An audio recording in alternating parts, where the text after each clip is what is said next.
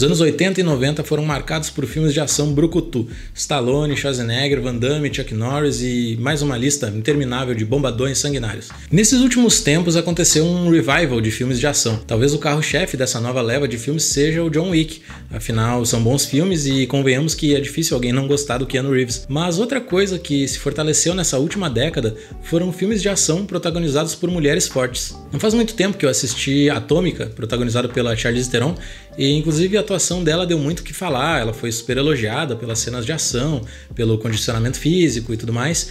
E o curioso é que normalmente essas não são as primeiras coisas que o grande público nota em filmes de ação protagonizados por homens. É como se quando uma mulher protagoniza um filme de ação, ela precisasse provar que ela é tão boa quanto um homem.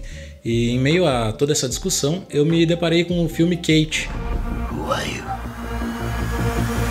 I'm Kate.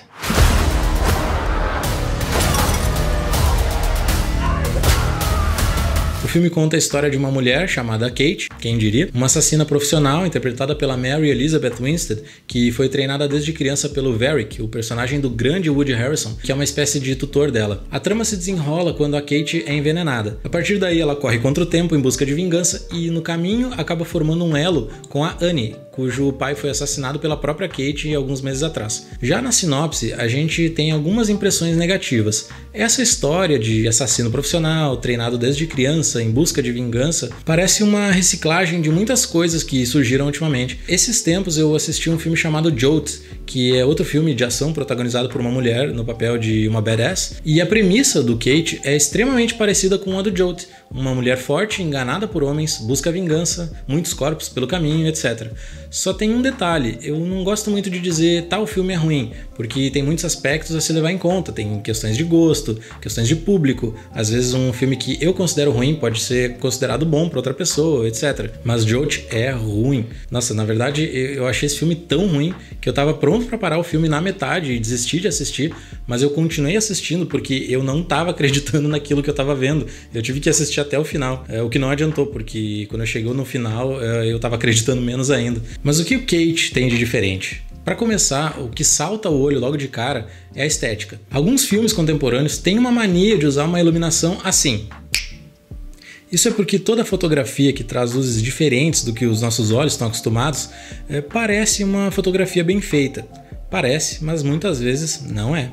Acontece que tem muito filme que usa esse recurso super bem, como Blade Runner ou Drive, por exemplo. É claro que luz e cor são escolhas estéticas que têm o objetivo de intensificar ou suavizar uma cena, só que tem muito filme que pesa a mão nesse recurso e acaba criando luzes fantasmas, que é quando um ambiente tem essas luzes coloridas absolutamente sem necessidade e principalmente sem uma fonte intradiegética. Para quem não sabe, a luz intradiegética é uma fonte de luz que existe dentro do universo do filme, por exemplo, uma contraluz que vem de uma lâmpada, ou fogo, ou qualquer coisa que exista ali dentro da cena, como por exemplo esses monitores aqui atrás de mim. No Jolt, essas luzes coloridas estão em todo lugar o tempo inteiro. No Kate, eu achei que seria mais ou menos a mesma coisa, porque as primeiras imagens que eu vi, o pôster do filme, a thumbnail da Netflix, tinham muitos efeitos de neon colorido. Além disso, o filme se passa no Japão, que é uma das maiores desculpas para se usar a luz neon já criada no cinema. Realmente tem algumas cenas onde a ação passa por lugares com luzes de neon, mas eu confesso que eu acreditei em todas elas. Essas luzes estão ali, discretas, e não é nada gritante, não é o tempo inteiro. Além disso, eu diria que a fotografia desse filme é muito superior a outros filmes do tipo, justamente por saber dosar e principalmente por não se apoiar nesse tipo de recurso na construção da fotografia. Eu posso dizer que esse filme me surpreendeu. Não é nenhuma obra-prima, mas por alguns motivos eu gostei de ter assistido. Principalmente porque é um filme que cumpre o que propõe. Ele tem um enredo simples, apesar das esperadas reviravoltas.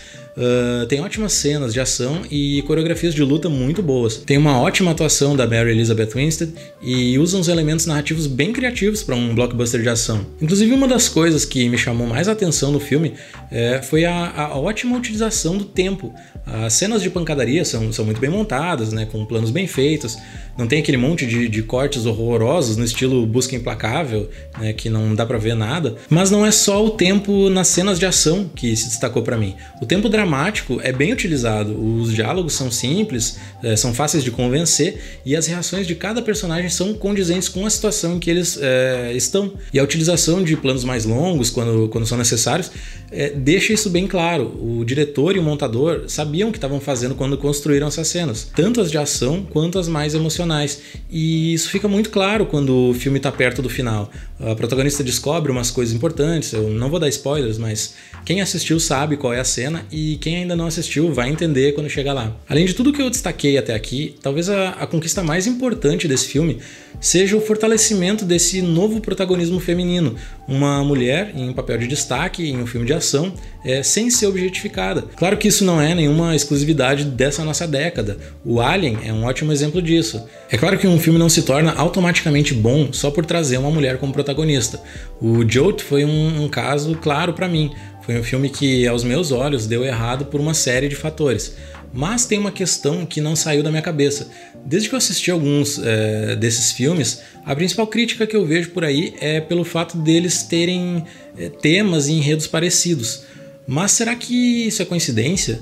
Eu não acredito que esses filmes tenham copiado um ao outro. Se o objetivo era copiar um filme, não faria mais sentido copiar grandes clássicos do cinema ou grandes blockbusters, já que a intenção é mercadológica. Se parar para pensar nos pontos que esses filmes de ação protagonizados por mulheres têm em comum, quais os itens que se destacam? Mulher forte, lutadora, enganada por homens, manipulada, forçada a lutar por algo mesmo que acabe custando caro, ou seja, se arriscando. Será que isso é tão diferente da realidade? Será que isso não é um reflexo metafórico da vida de uma mulher? Eu acho que esses filmes chegaram para mudar um pouco a ideia de que a mulher tem que se provar tão forte quanto um homem. E simplesmente abrir caminho para uma cultura de aceitação da força feminina. Bom, por hoje é isso. Eu espero que tenham gostado. Vocês devem ter notado que esse canal está começando agora. Eu estou me dedicando a assistir filmes e trazer conteúdo novo toda semana.